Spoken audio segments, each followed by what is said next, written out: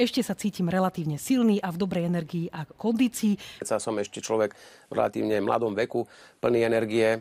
Nie sa ísť odpratať niekde na reprezentatívnu funkciu. A ten prezident by nemal byť len reprezentatívny pán. Lenže Pellegrini, a teraz to poviem tu prvýkrát, dovydieral pri vzniku vlády Fica. Fico mu musel slúbiť, že ho podporí na prezidenta.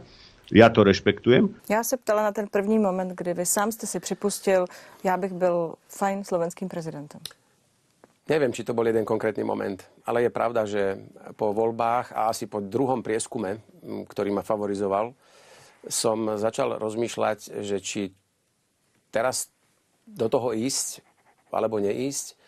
A boli to asi niekoľko týždňov, kedy pred Vianocami som naozaj o tom začal rozmýšľať a nakoniec som zistil, že by som si vedel predstaviť a začínal som mať predstavu, akú by som mohol mať víziu toho prezidentského paláca, zdynamizovať ten palác. Predsa som ešte človek v relatívne mladom veku, plný energie a ten prezident by nemal byť len reprezentatívny pán, ktorý sem tam niekoho vymenuje. A takto ste to povedali, citujem. Ešte sa cítim relatívne silný a v dobrej energii a kondícii. Mám ešte chuť niečo reálne na Slovensku zmeniť. Ak mi dajú ľudia mandát z pozície prezidenta, sa toho tak veľa zmeniť nedá. Koniec citátu. Čo sa zmenilo? Treba ešte robiť. Nie sa ísť odpratať niekde na reprezentatívnu funkciu. A mne zatiaľ moje vnútro a moje srdce a moje presvedčenie nedovoluje ani len uvažovať o prezidentskej kandidatúre, pretože som presvedčený, že viac môžem ešte urobiť pre Slovensko ako výkonný politik. Co lidem slíbit nemôžete?